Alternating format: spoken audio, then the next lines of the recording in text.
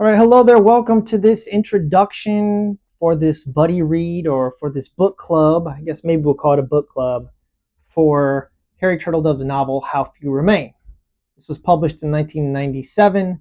This is a alternate history novel. This is book number 1 in what I think is an 11 book series, although I've heard that the later books decline in quality. But this can be read as a standalone, which maybe I'll read on further. I don't know, but yeah, this was nominated for a Nebula Award in 1999, so it's pretty well regarded. I don't know if it's as well regarded as Guns of the South, which was a standalone novel which involved time travel. As you can see, General Lee with a AK-47 on the cover. This does not involve time travel shenanigans. This is just a pure alternate history in which the Confederate States won their independence, through the War of Rebellion, really. It's called the War of Secession in this universe or this timeline. Um, yeah, so let's talk about it. This book opens up in the, what do you call it? The prologue, or I don't think it's called a prologue here. I think it's called a prelude. So we have the prelude, which is September 10th, 1862, outside of Frederick, Maryland. This is the point of divergence. So in our timeline, in real history, Joseph E. Johnston was the commander of the Army of Virginia, the Army of Northern Virginia. He was injured, and then he had to be replaced. Okay, so Lee was called up from the defense of Richmond, replaces Joseph E. Johnston, and then McClellan, through a series of battles here, I think it's called the 7 days. There's 6 battles fought during that time, and at the end of those, McClellan decides to withdraw or pull back. At which point, Lee plans to invade Maryland and Pennsylvania. All right, he drafts up what's known as Special Order 191. There was these 3 cigars. It was wrapped around. A courier lost it. Those orders were retrieved by Union forces. They were given to the Army of the Potomac leader there, George P. McClellan, and then with those, he was able to force a couple of battles. One of them being the Battle of Sharpsburg, or as it's also known, the Battle of Antietam. After the Battle of Antietam, Lee withdraws. The Southern Army pulls back out of Maryland. They go back down into Virginia. So since they withdraw from the field, Lincoln decides this is a good time to, call it a victory. And he'd been waiting for a victory to pull out and announce his Emancipation Proclamation, which is what he does. Once that's done, it's almost a done deal that any chance that the Confederacy would have had for diplomatic recognition from any of the European powers, it's null and void. Like, it's not going to happen, okay? Because they're slavers. Now, in this book, those special orders, 191, are not lost. We see a Confederate courier pick those orders up, and he retains possession of them. Basically, this guy's like, hey, you dropped this. Hands him the orders, like, man, we would have been in some big trouble if I lost those. Thank you so much. Here, have a cigar. Then it jumps to a fictional battle. This never happened, okay? This never happened. It is this battle called, I'm trying to find it, October 1st, New Cumberland, Pennsylvania. So here you go. You have George Custer and McClellan here. The army is getting surprised. They're being routed. Lee has fought McClellan in a battle along the Susquehanna River in Pennsylvania and is now fighting this battle here. And it's basically the end of the Army of the Potomac. They get shattered, scattered, and then Lee goes up into Pennsylvania and he captures Philadelphia. And since Lee has not been routed, Lincoln never pulls out the Emancipation Proclamation, never announced. And then because the Confederacy won like this smashing victory in the North, That makes France and Britain offer diplomatic recognition of the Confederate States, thus resulting in the end of the, well, it'd be the Civil War, but in this case, the War of Southern Independence or the War of Secession, right? So now we'll get into some of the other things that happen in the setup of this, because this book has a map in the front of the United States as it stands in 1881, because this book is then going to time skip from 1862. So the Confederacy won the Civil War. The Civil War in actuality lasted all the way up until 1865. All right. So it ends like 3 years early. So here is the map as it stands. Okay. Here's the border. As you can see, Kentucky is in Confederate possession. This is because when the Army was getting beat up here, Lincoln pulled troops out to come up here to the north, and then the Confederates basically took possession of Kentucky as, Union troops were pulled out to reinforce Washington. So they have control of Kentucky. So the border goes all the way across here. You can also see Indian Territory, what is today the state of Oklahoma, Confederate possession. All right. And then the border comes down. Here's Texas, and they're landlocked. All right. So you have the Empire of Mexico down here because Emperor Maximilian never fell. I believe in our timeline he was defeated. I think it was 1867. But, there's this Habsburg prince that the European powers are trying to put on the throne down here. Right. So there's like French troops down in Mexico. They're still here, 1882, but he's strapped for cash and he wants to sell these provinces of Sonora and Chihuahua to the Confederacy. So that will give them, basically they'll stretch from sea to sea, just like the United States does. So right now they're landlocked, but if they get these, they get all the way to the Pacific Ocean. Okay? All right. So that's the situation there. Also, the Confederacy purchased Cuba from Spain down here in 1870. All right, so I think there was some gunboat diplomacy involved in that. It seems like they bullied the Spanish into giving it up. It was like kind of like the United States did in 1898 during the Spanish-American War. Another thing is that Alaska was never purchased by the United States. So it remains a Russian territory because the United States did not have the money to buy it.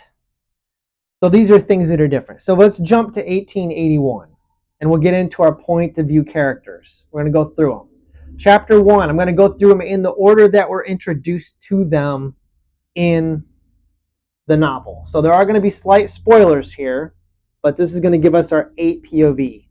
Okay? Chapter 1, we have George Custer, who is 41 years old, 1881. So Custer lives.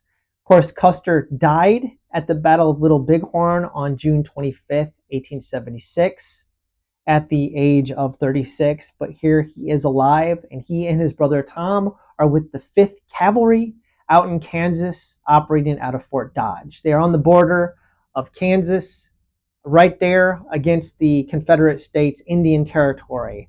And there's Kiowa Indians that have been raiding out of up into Kansas, out of the territory there.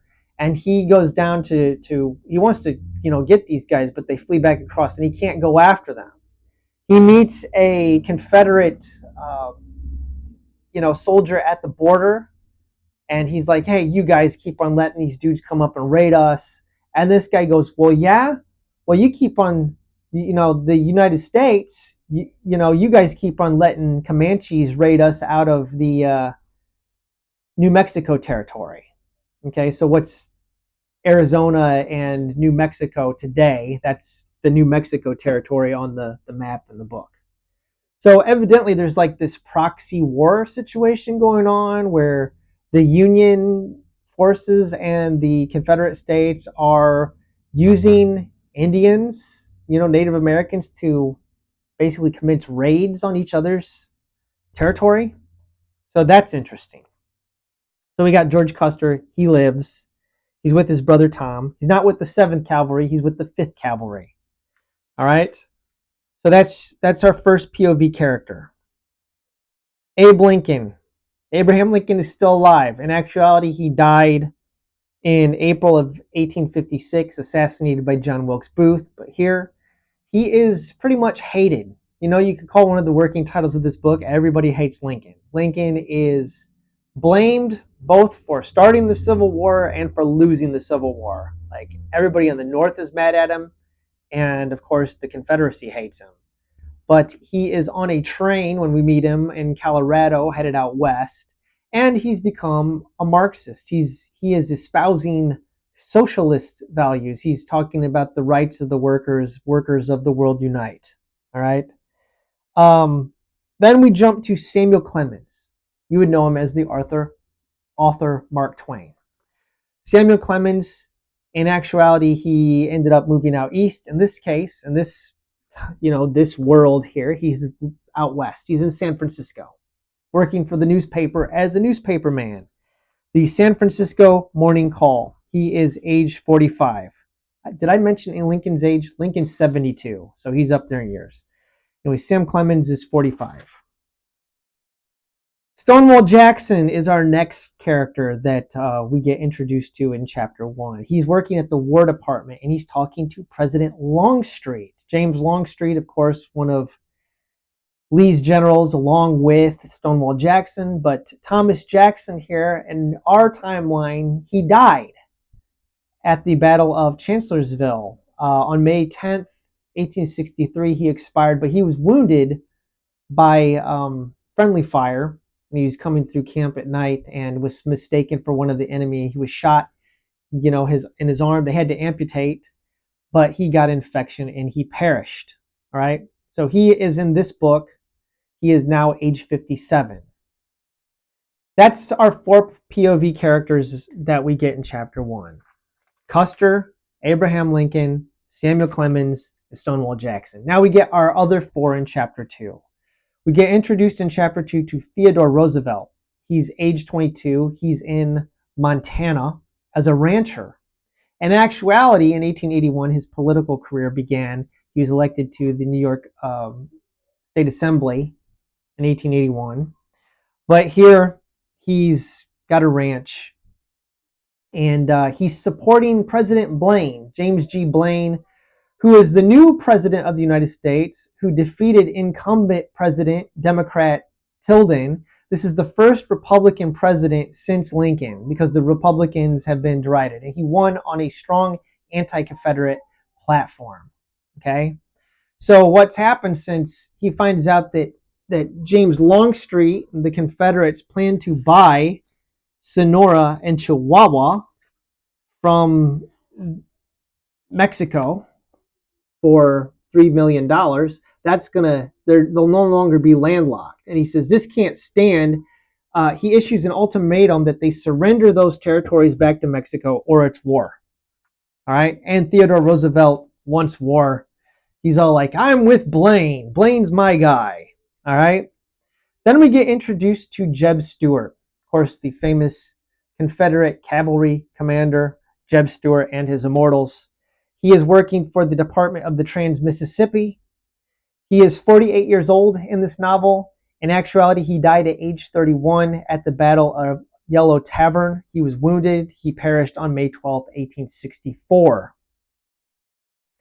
So our next point of view character is Colonel Alfred von Schlieffen, the Germany military attaché and diplomatic observer.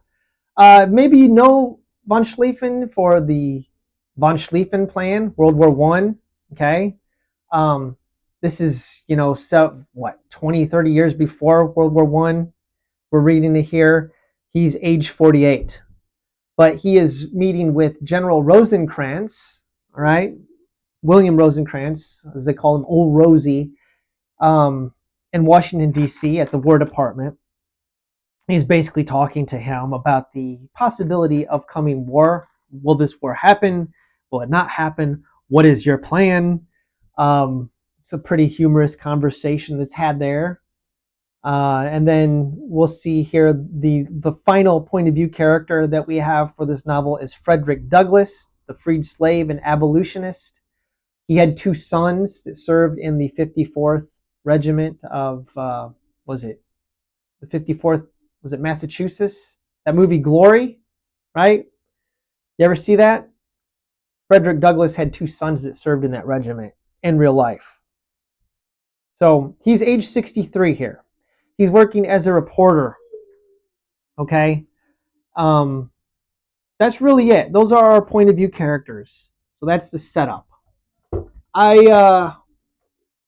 One final thing I'll say that we find out in these introductory chapters is that the United States really doesn't have any allies. They haven't bothered to form any coalitions during the last, 19, 20 years. Um, and then the Confederates have. Okay, so the Confederates realize that like war is coming. James Longstreet, politician that he contacts his French and British allies and asks for their aid, which they agree to, but the trade-off is that if war comes, they will help the Confederacy, but the Confederacy has to initiate emancipation. They have to abolish slavery. Now, I don't know how that's going to happen. I don't know how that works. But these are the setup introductory chapters, and these are the characters that we have. And so I don't know how many parts this series is going to be. Good Lord. My son is stemming. You can probably hear him. But yeah, that's the introduction for this. So I don't know if I'll do this as a 2-part or a 3-parter. This will probably just be part 1, and then I'll do like a part 2 with my review for the book, and then probably like a full spoiler discussion. I'll do like a non-spoiler review / full spoilers after that. All right. So, anyways, thank you for watching, and have a wonderful day.